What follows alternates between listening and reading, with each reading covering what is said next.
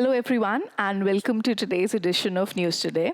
We are going to be discussing the news articles for 11th of November,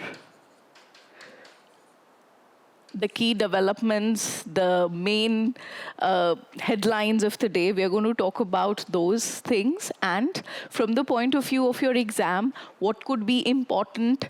What are the things which will need your attention? We're going to talk about that also.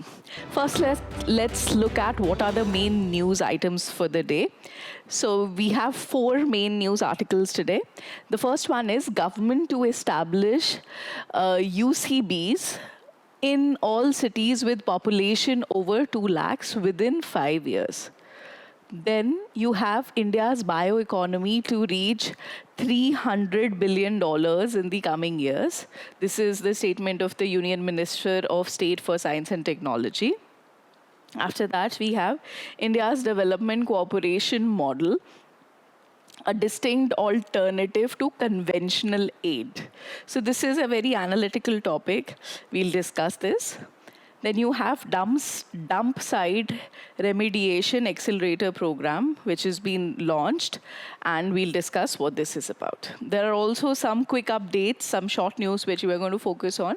So you have Mitra Shakti exercise, then the World Artificial Intelligence Cooperation Organization, quality control orders.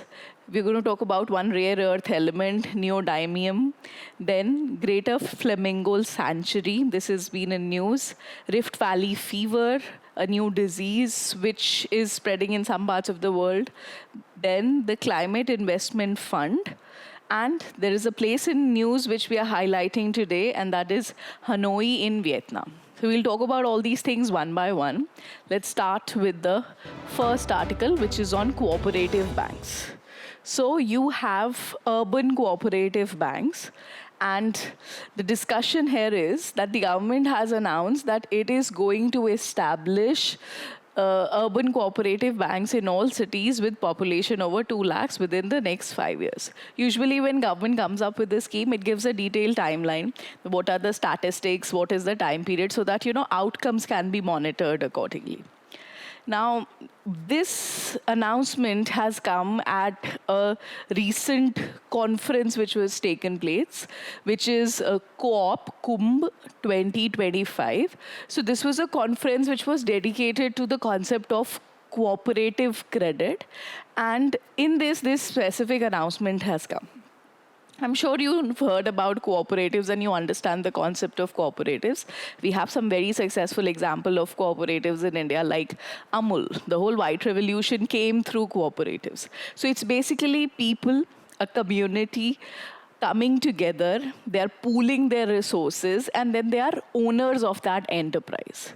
This has worked very well in businesses like, the milk industry. The one example which is like the big success poster for cooperatives. But now we are here talking about setting up banks also, because the challenge is that any sector which has to grow, any area where you need some progress to happen, some businesses to flourish, you need funds. So here, the cooperative bank is going to be people coming in, pooling their money. That's going to act as a bank. And the way the bank works, the profits it earns, that's going to be equally divided amongst all the members of the cooperatives. That's the idea. And this one is particularly for urban areas. So urban cooperative banks. Along with this detail that the banks are going to be set up, they've also talked about launching 2 applications, so 2 mobile apps. One is going to be the Sehkar DigiPay, and the second is the Sahakar Digi Loan. So see, these cooperative banks, their size is going to be smaller. If you compare them to the bigger, larger, conventional banks, they're going to be smaller. But despite that, even the smallest bank, they want to equip that with digital services. So the concept of Digital India also gets integrated here. So you are going to be able to make payments through this application.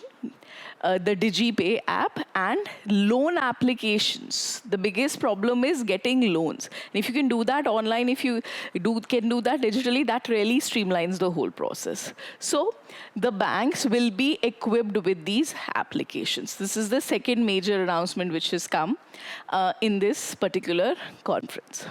Now let's try and understand the significance. We have this concept of urban cooperative banks. So the biggest advantage, the biggest significance we want to take away from this is financial inclusion.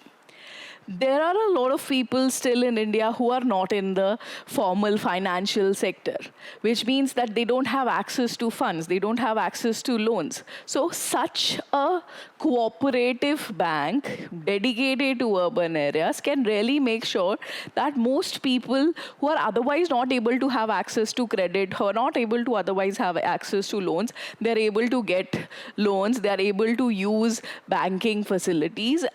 And this means we are going to be financially including everybody. The other significance which we can get through this is local focus. Okay, every area might have a specific community, and now it's if this is your community-based bank, the members are from your community, from that local area, you'll be able to have easier access. It'll also be easier for you to learn. So we also are promoting financial literacy through this. And the problems, the situations, the kind of infrastructure which is needed, the kind of businesses which are running, the kind of local industries which are there, loans can be, or banking facilities can be targeted to that. So this is going to be a very customized, solving local problem kind of a situation. Then, of course, priority sector lending. So this is an idea of RBI where they make some sectors, they highlight some sectors which are going to be called priority sectors, which are considered to be key for development of the economy, development of a particular region.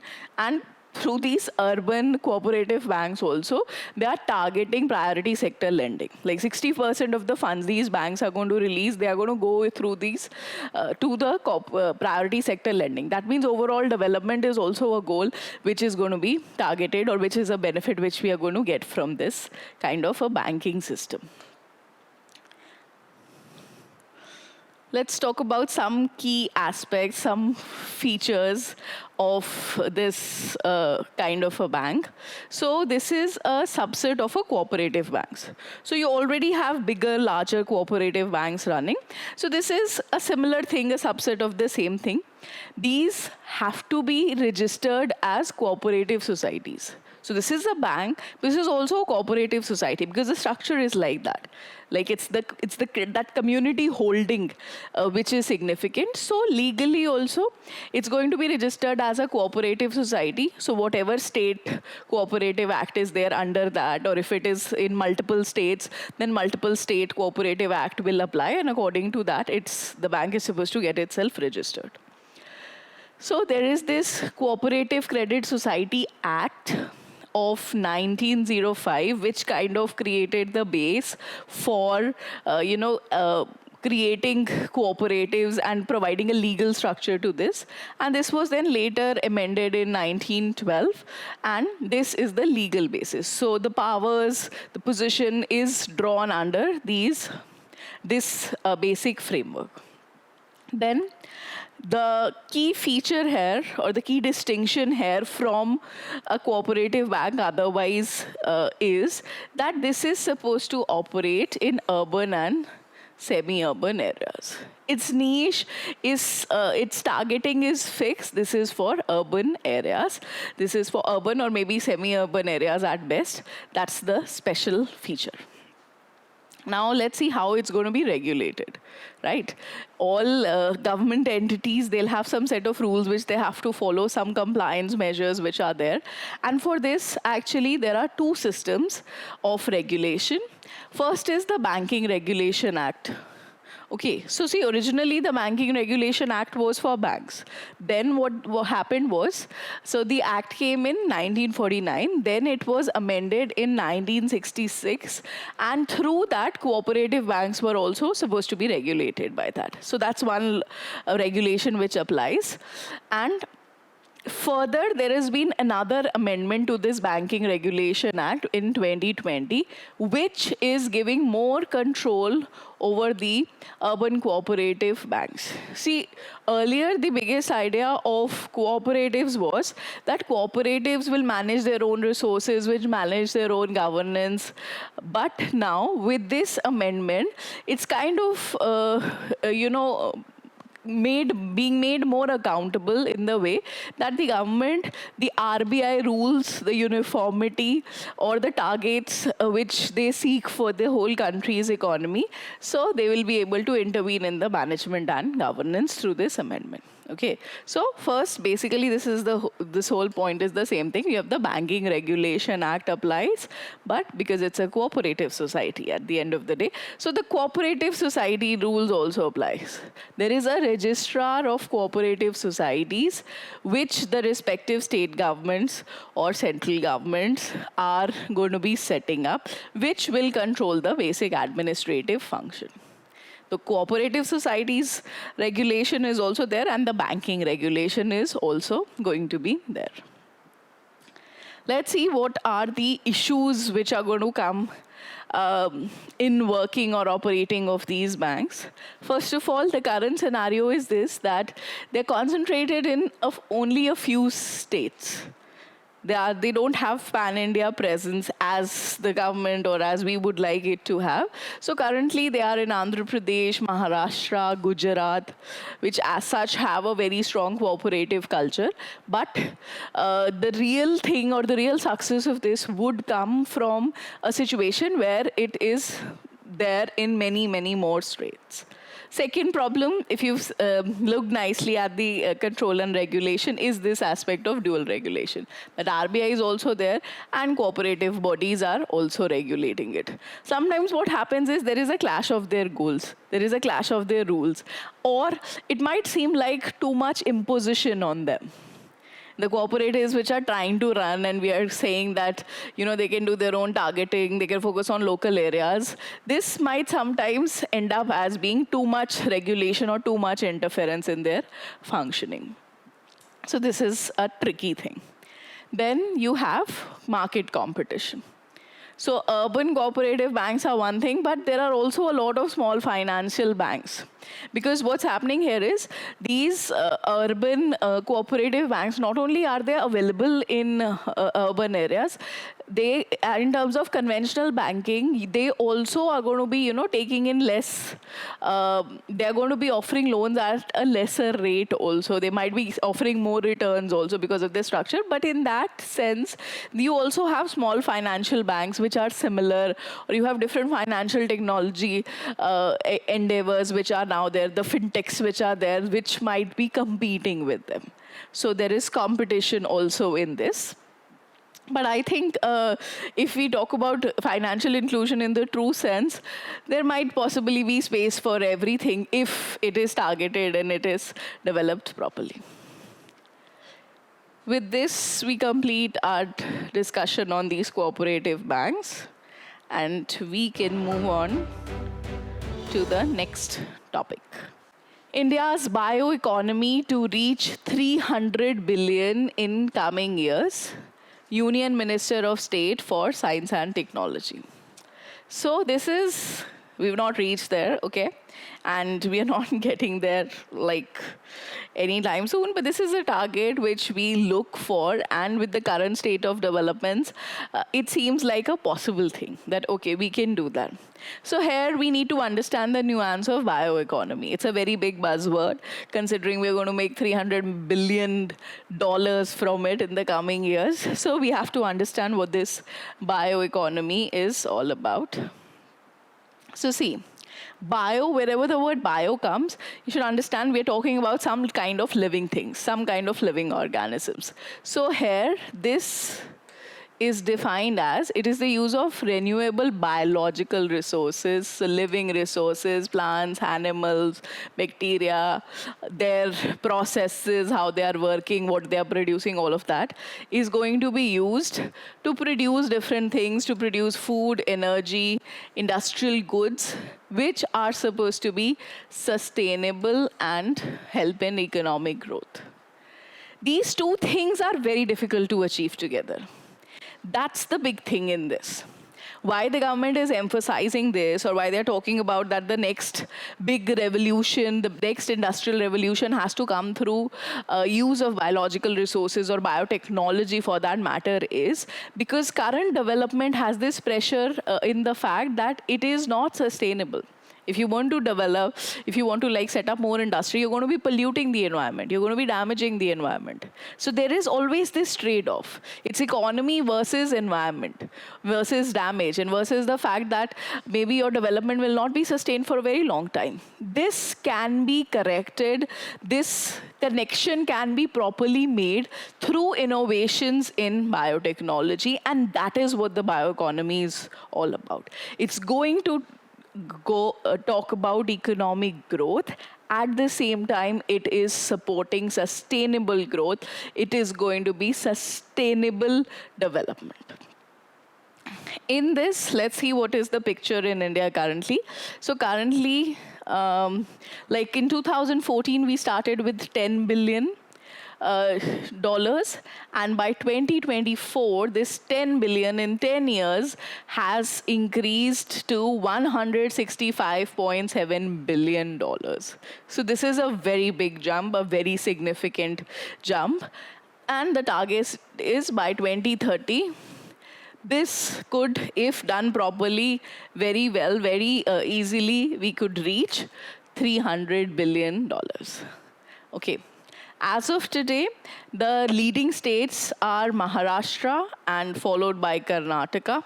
But there is a lot of emphasis with a different number of government schemes to grow it to other parts of the country also. Let's see what all things can come under this. From the point of view of the UPSC exam, this whole idea is a very important theme. UPSC has asked a number of questions, like this year only in mains 2025, they've asked a question, how biotechnology will help in the environment. So a lot of these examples, you'll understand, they can be befitting to that. But next time they might ask you something else. So how bioeconomy or application of these kind of things can be used in different areas. This is a nice chart to explain that to you. So you have 4 key subsectors of bioeconomy. First is bioindustrials. So here you have biofuels, bioplastics, enzymes used in different industries. So biofuels could have been a very good example for environmental use also. It's a safer fuel, it's less polluting fuel, which is friendlier for the environment. Then biopharma, a lot of medical research is based on it. India is also doing very good work on this. Like a lot of our vaccine production is now based on this, and we're exporting a lot of those things to other countries also. So pharmaceuticals, medical devices, biologics, then bioagriculture, genetically modified crops, precision farming, products like BT cotton. Maybe you've heard about BT cotton. We are growing this in India. Around 90% or more than 90% of India's cotton is now BT cotton. This is a special variety which we had created through genetic modification, which is resistant to pests. The pest cannot attack it. So that's an advantage which can help us to secure, get food security when applied to food crops also. Then, of course, bio-research, a lot of research, a lot of better understanding of different processes, of different functions, clinical trials, bioinformatics, biotech, softwares, all of that could be developed. Okay. Now we'll talk about the specific initiatives and the government institutions, organizations which are in place, because the government is trying to give this a very big boost. The first one is, you have Biotechnology Research and Innovation Council, BRIC. The whole news item has been derived from this. So this was set up in 2023, and now it is the second foundation day of BRIC. Okay, so in that whole inaugural address for the foundation day, the minister had come and he emphasized on all those things and gave that number of 300 billion. So this has been created. So you have, if you understand the whole regulatory system, the whole ministerial system, so there is a Ministry of Science and Technology. Under that, there is a Department of Biotechnology. And in India at that time, 2023, there were a lot of autonomous institutions doing different kind of research, different kind of work. So they've integrated all of them and they've created this consolidated body, which is Biotechnology Research and Innovation Council. Okay, now what further has been announced is that they are setting up a very big innovation park. So this is a 200-acre brick bio-enterprise innovation park, which is coming up in Faridabad. So this was also announced in that foundation day. For growth of bioeconomy, there are a few more initiatives which are in place, which you should know about.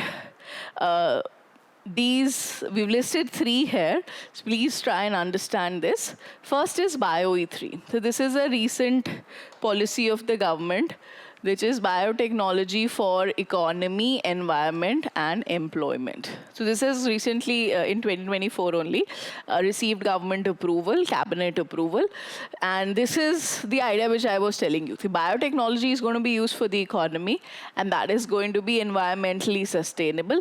And if we do that, if we set up all those industries, if we go for that kind of growth, it's definitely going to lead to employment. So this policy is about emphasizing on all these aspects together for overall growth of the country, or the next industrial revolution, as the minister is known to have pointed. Then you have National Biopharma Mission. This along with Innovate in India. So NBMI3. This is implemented by another council, which is Biotechnology Industry Research Assistance Council. So this is, that was BRIC, this is BIRAC, okay? And this is significant from the point that this is being funded by the World Bank. And it is known to be helping a lot of institutions currently running in India. This is dedicated to industrial innovation, industrial research. So it's also helping or integrating its work with a lot of MSMEs in India. Pharma mission means that aspect of preparing medicines, preparing diagnostic kits, tests for identification of diseases, vaccines, all of that. Last is bioenergy. Bioenergy, in this, we're talking about ethanol blending. So ethanol, if it is blend with your conventional fossil fuels, it's going to make the emission of your carbon emission, it is going to bring that down, and it's going to make the whole thing more efficient, more sustainable, more environment friendly.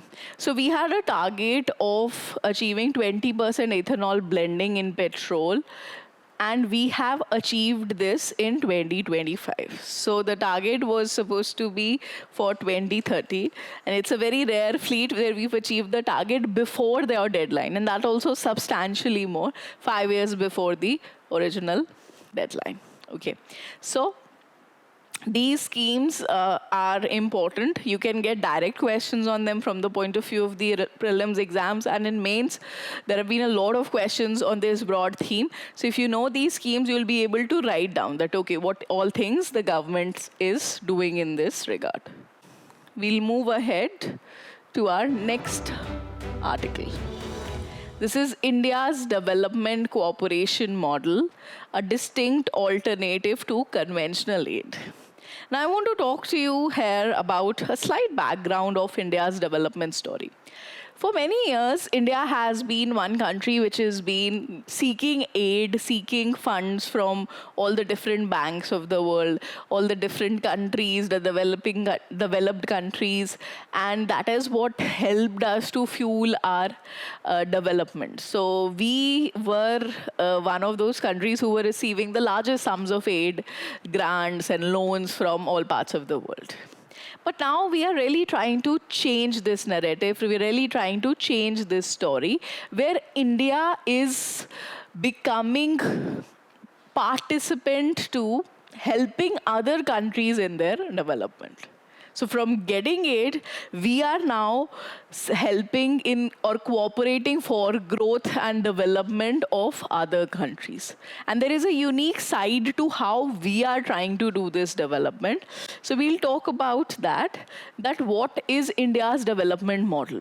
India started contributing to a lot of international funds, and India is also helping a lot of other countries, the lesser developed countries, least developed countries, the island, small island nations. All of them are seeking help, seeking a cooperation in development from India. And this is how our model is designed. This is a very, very interesting, a very good international relations topic. So the first is a demand-driven approach. A demand-driven approach is like if we have a collaboration, let's say with an African country, and we say that, okay, we want to help you in infrastructure development. One way is that we tell them that, okay, please develop this port. Another way is whatever is their demand, whatever is their expectation, whatever they want to develop, we help in that.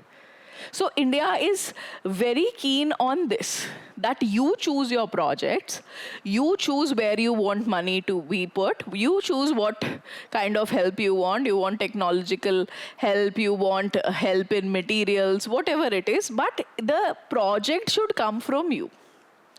We are going to compare this India's development model to China's development model so that we get a clarity on what it is happening. So China is also another country which is kind of there in or has presence in many different parts of the world. And China's model is supply driven.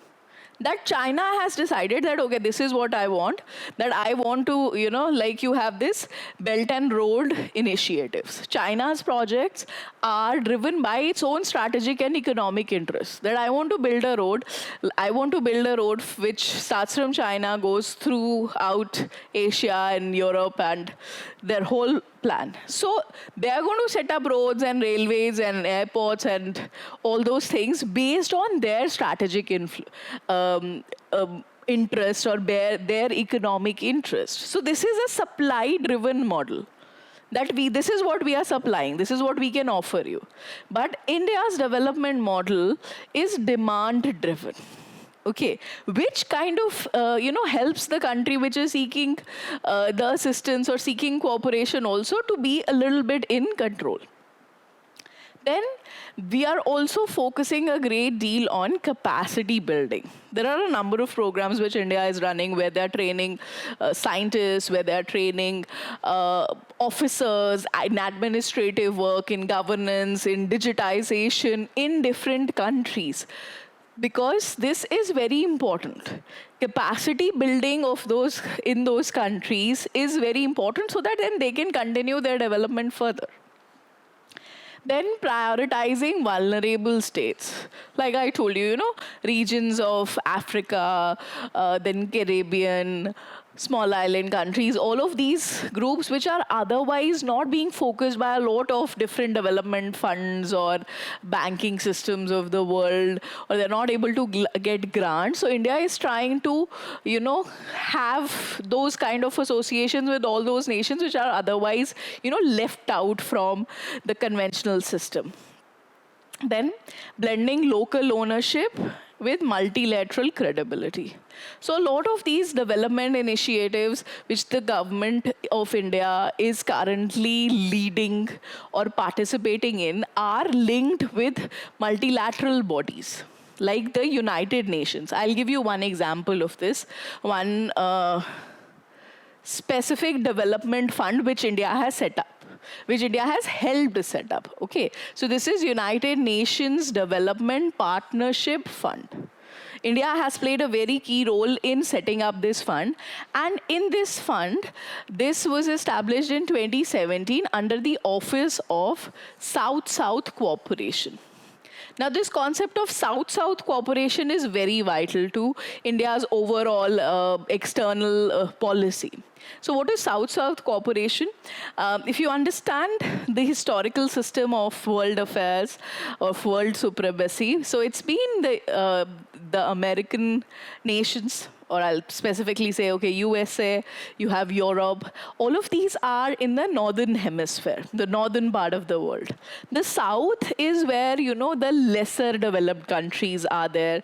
And now, for many years, how things have been going on is that the northern nations, they are helping the southern nations. Like India is getting grants for all of this. But from that mindset, the change in ideology is that we have to now go for South-South cooperation. The southern countries, right? So you have South America is there, you have parts of Asia. All of them should come together and they should have a system of mutual cooperation. So this South-South cooperation is vital, and in this, you have this UN Development Partnership Fund. India has contributed to this fund. So just look at what a major shift this is. From seeking aid, we are now contributing aid to funds. And because it is a United Nations initiative, there are many other such initiatives and programs which are going on. So this gives it international credibility. Right, because this is a multilateral organization. This also helps, grow against any regional conflicts. Like if you have a bilateral engagement, like if you decide to give some assistance to a particular country, then whatever your personal relationship is, that becomes more significant than whatever you are trying to do. But here in that multilateral system, in that multilateral body, that is somehow neutralized. So that's the key thing which is great about this whole thing, that you have local ownership, local participation in there, but there's a lot of credibility of how this system is going to be working, and that is because of multilateral engagement which is involved in this India's development model. As far as China is concerned, so they have a supply-driven model. Their projects are influenced by their own interests. Wherever they put in money, it's for their own benefit primarily, that how they can extract maximum output. And their diplomacy is still debt diplomacy. That means they're just lending large sums of money, without, let's say, capacity building or technology transfer or talking about, some shared aspirational goals. So majorly what they're doing is they have a lot of money and that's what they are giving away as a way of leverage. So this is what India does not want to do. This is one thing very significant, that you want engagement, you want cooperation, you want to work towards shared goals, but not as a leverage, not because somebody is in debt of you, but for overall growth of all the countries, the South-South cooperation to be specific here. With this, we can move on to our next discussion. Dumpsite Remediation Accelerator program. So I'm sure wherever you live, in whatever city you are, you have these kind of large dumping grounds present. Like I am here in Delhi, and how you come to know that you are in Delhi, if you're like traveling from Haryana, you will know that there's a large dumping ground there. And the moment you see this, you know that, okay, now we've entered Delhi.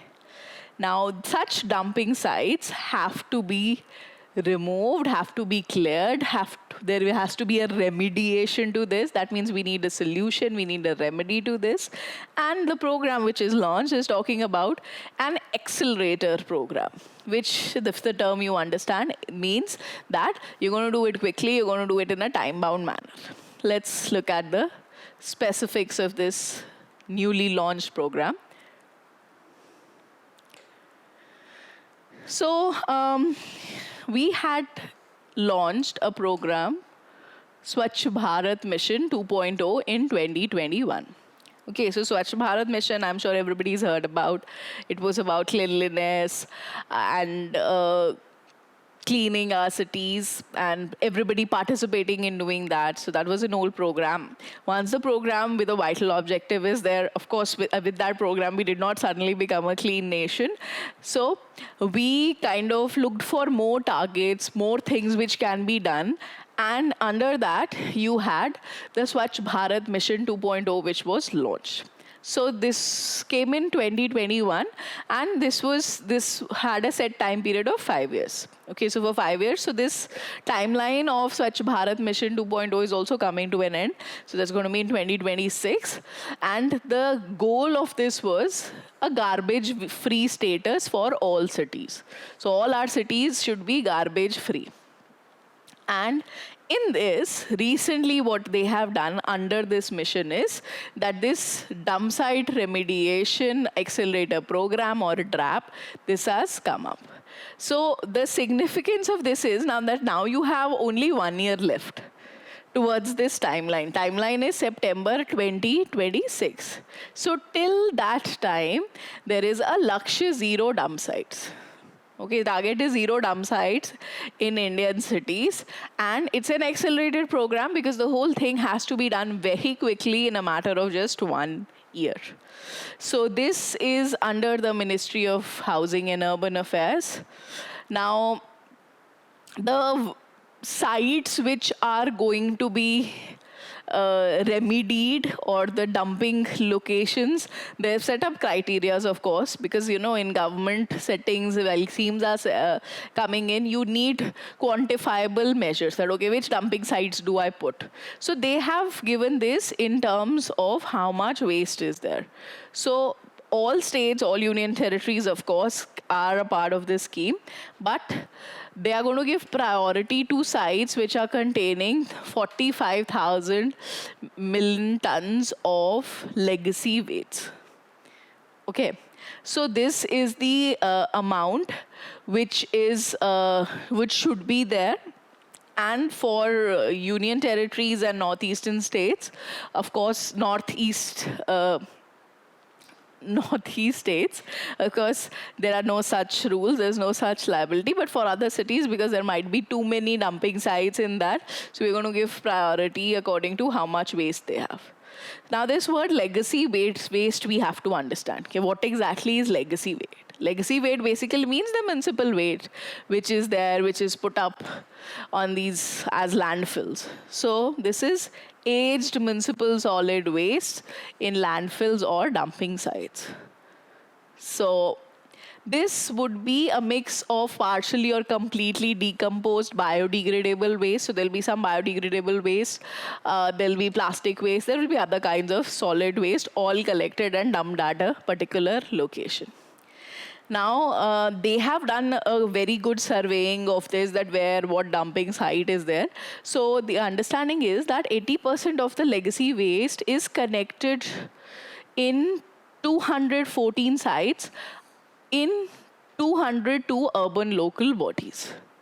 Okay, so there are 204 sites, roughly you can say, in 200 cities, where we are going to be having this legacy waste which is present, and this is what we are going to clear off in the next 1 year. Now, for doing this, or clearing of these waste, there are some issues which are there. The issues are dependent on what all things are present in the waste. Some of them can be very damaging to the environment.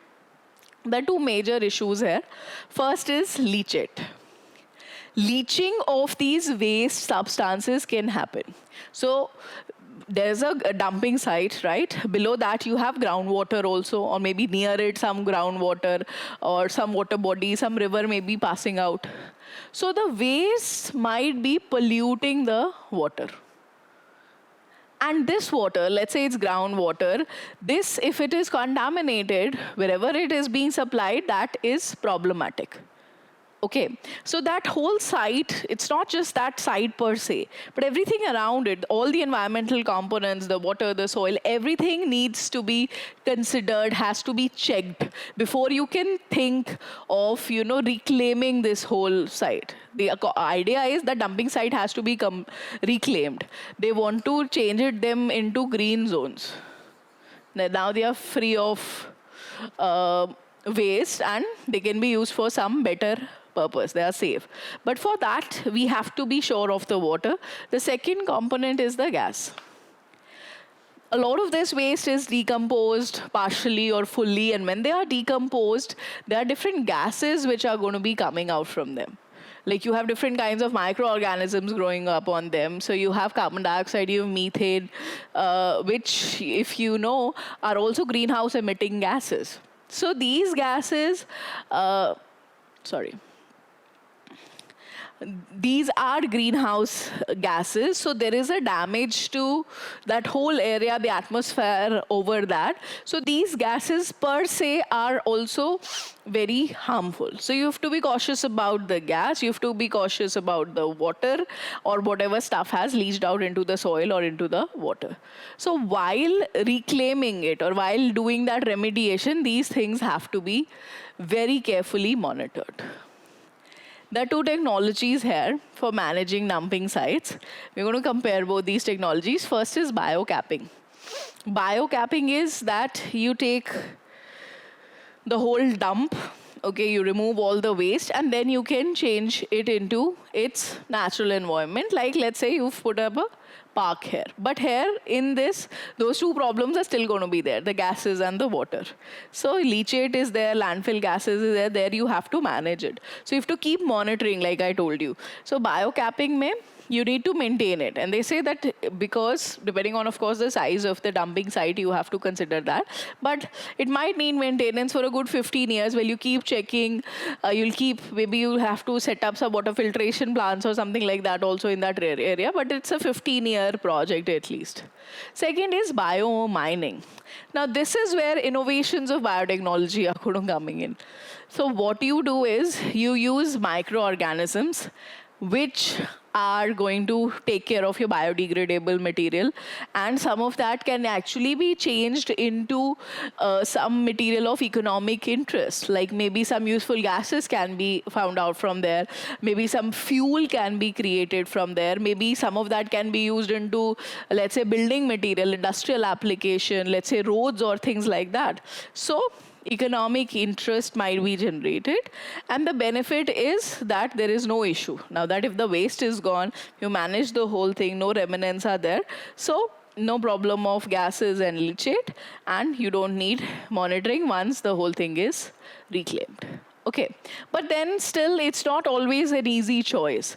There are a lot of other factors which will go into it. What kind of timeline you have, what kind of technology you have, what kind of resources you have. This is all very capital intensive. A lot of money will go into using different kinds of initiatives, different kinds of technology. So depending on that, different choices will be made in different areas. They're trying to include urban local bodies. They're trying to get private sector engagement for clearing these dumping sites. They even have innovative ideas like political parties should adopt dumping sites and take responsibility of clarifying one dumping site and things like that. So how it will ultimately be done, we'll get to see that by the next year. But the idea of having, the Lakshya Zero dumping site, if that is achieved, it's going to be a very, very significant feat for the Swachh Bharat mission. With this, we can move on to our place in news. So we are going to talk about Vietnam. Vietnam is currently a very popular tourist destination also for people in India. There is a lot of engagement. A lot of people from India are going to Vietnam. And there has recently been the India-Vietnam Defense Policy Dialogue. So this dialogue is happening in the capital of Vietnam, which is Hanoi. So this is the place in news, and especially if you're just starting off your preparation, whatever place you come across, please look that up on the map. That's the only way to learn and remember and recall. Because you not only learn about the place, you also learn about what all things are there around it. So you have Vietnam. This is in south of Asia. So you have the South China Sea here. You have its neighbors, Cambodia, Laos, China here. Okay, and the significance of this particular place for us now is that we also have defense engagement with this country. It's always helpful to view something or any location from India's frame, that, okay, how is this placed for India? Now, we are going to look at some quick updates, some small articles which have been in news. We'll see why they are in news. These small bits can sometimes be direct questions in your prelims exam. Let's start with the first one. This is the Mitra Shakti exercise. So India has a lot of military exercises with different countries. So this is an annual bilateral, two countries, annual means every year, joint military exercise between the Indian Army and the Sri Lankan Army. So it's happening every year. Currently, it's happening in Karnataka. It's a kind of an alternative thing. 1 year it'll be in Sri Lanka, 1 year it'll be in India, like that. So these exercises, they can always be a match the following kind of question. That, okay, this is the name of the exercise. Questions like this have been asked in prelims. And to which country does this joint military exercise belong to? So that's what you have to remember. Mitra Shakti is Sri Lanka.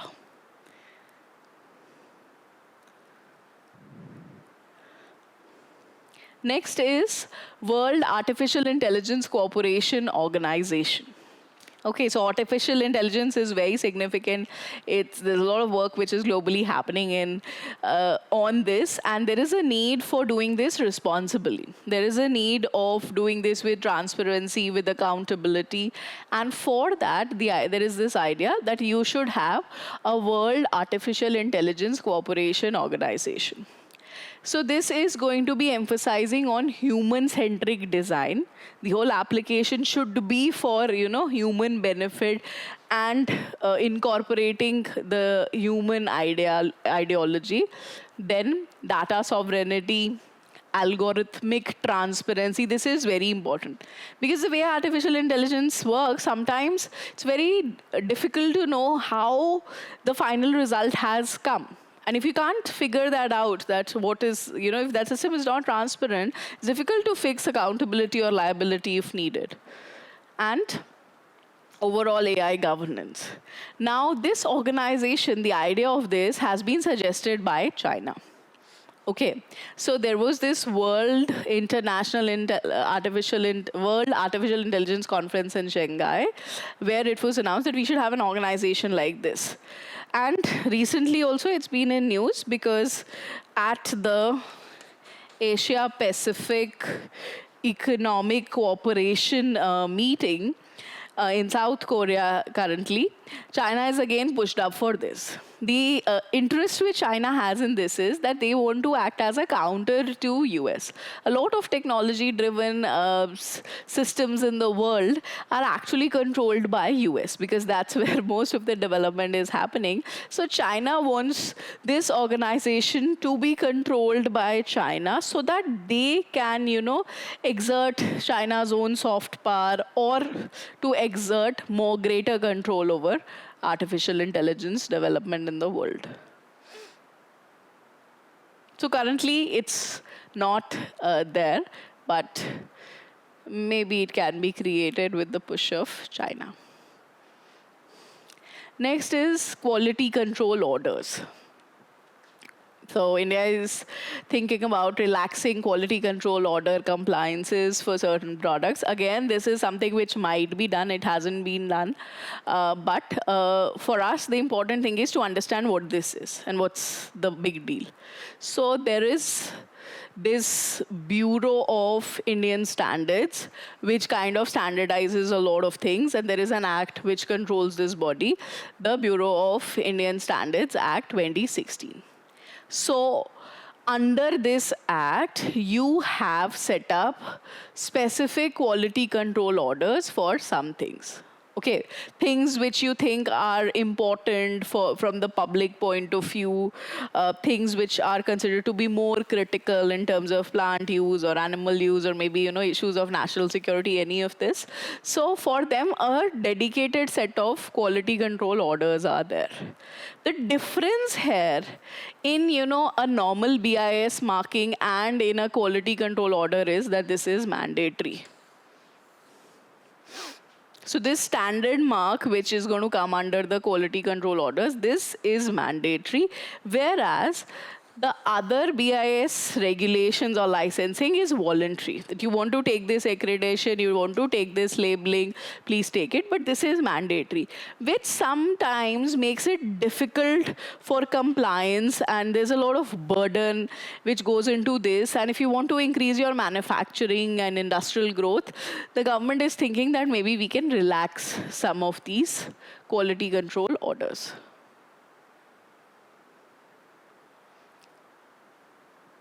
Now we have niobium. So this is a rare earth element. So you have this is a lanthanide metal. So you have lanthanides, which are a group of elements which are rare earth elements. When I say rare earth elements, it means that it's not that their amount is rare in the earth, but their mining is very complex. They're like, mixed. Like if there are 100 units of something, then maybe if in that particular rock you have 0.0001 unit of a rare earth element. That's where their rarity comes. Their mining is very complex. And currently what's happening is these rare earth elements are mainly produced and processed by China. And for India, we need a lot of these rare earth elements, like we need a lot of lanthanides, but we are mostly, importing them from outside, which increases the cost of those things, which creates a burden for us. So we are now trying to emphasize mining and production of a lot of these things on our own to kind of become self-sufficient in this. So here, the concept is that we must scale the production of niobium to 500 tons by the end of financial year 2027. Now, what this particular thing is going to be doing is, it's vital for the magnet industry. You can make very powerful magnets from this, and these magnets could be used in electric vehicles, basically a lot of electronic sector, so energy में, defense systems, and even in medical surgeries. Like lasers are used for surgeries. This neodymium can be used for all those surgeries. Like you want to do somebody's eye surgery. I'm sure everybody has heard about laser eye surgery. So the lasers design incorporates this. So we want to have indigenous production of this. Other standard features about this, it's lustrous, it's silvery yellow, it tarnishes quickly, it gets spoiled quickly in air, and it is available from monzite and basitonite. So these are the ores. Monzite is available in a very high amount in the southern states, like sands of Kerala are full of monzite. So from this could be mined, and the government is doing a dedicated focus so that we are not dependent on imports.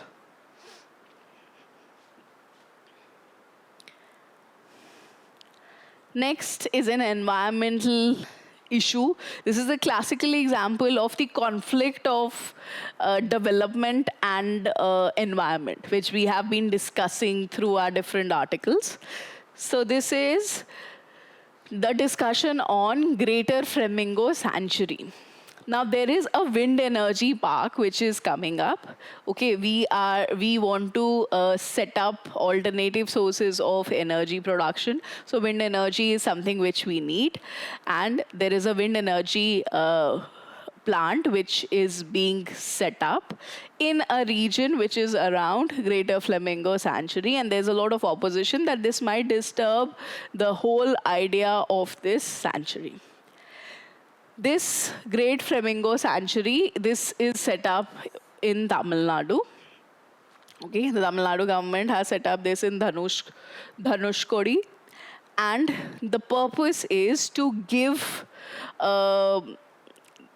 protection to the vital migratory birds of the Central Asian flyway. So migratory birds follow different pathways. This is specifically talking about a major birding route from Eurasia, so parts of Europe, Asia, and they come to the Indian subcontinent. So there are a lot of birds. There's a big biodiversity of birds which are coming in, and to protect them, this dedicated bird sanctuary, after the name of the great flamingo bird, is being set up. And this is located in the Gulf of Mannar Biosphere Reserve. This is actually a very ecologically sensitive area. But with coming of that wind energy park, there might be problems to this whole thing. Let's look at the bird.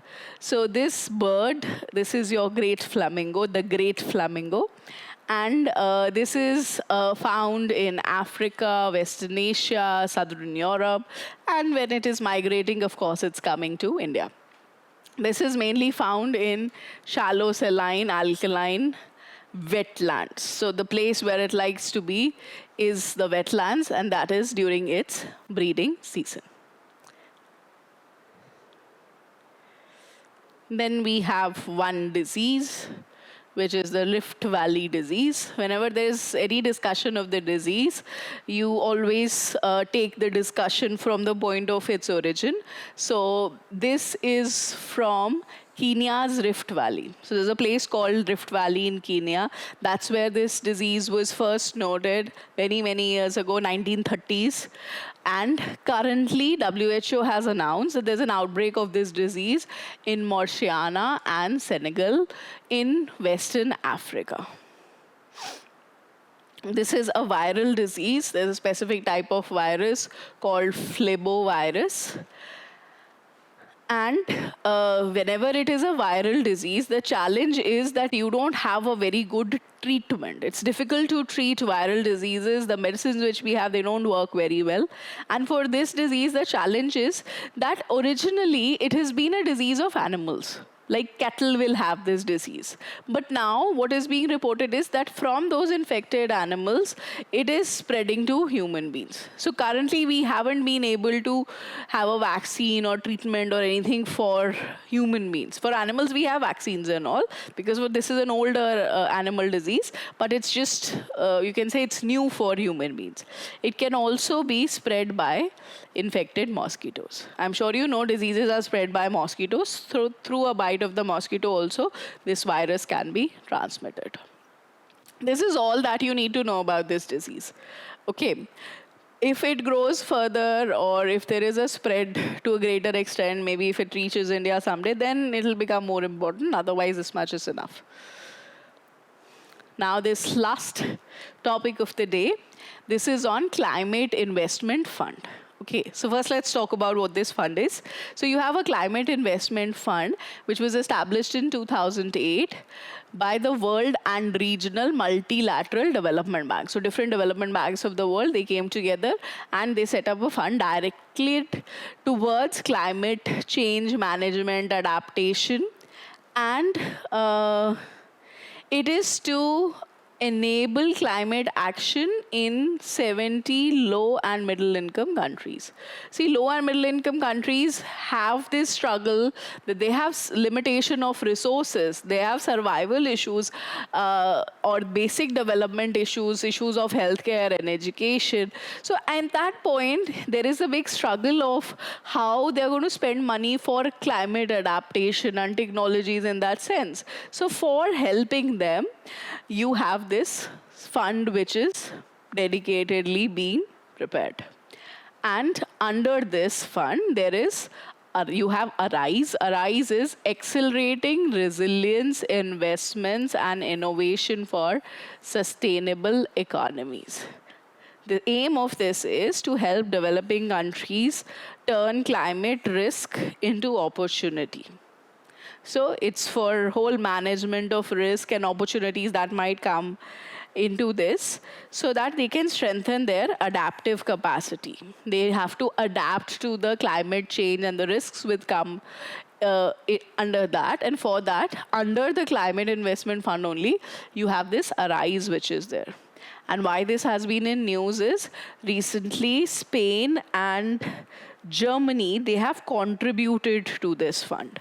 So they have committed that they are going to give $100 million to this fund for the development of specific technologies for climate adaptation and overall goal for innovation for sustainable economies. Okay, so with this, we complete our discussion on today's topics.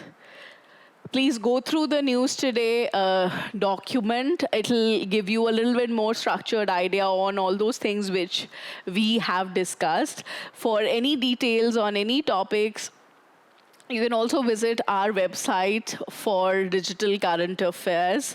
It'll help you get a more wider range of ideas on similar topics. And you also have questions at the end which you can solve. So go through these MCQs and find out their answers. That's like your real-time test to see if you've been able to understand or get what has been discussed here. On that note, I wish you all the best. Thank you.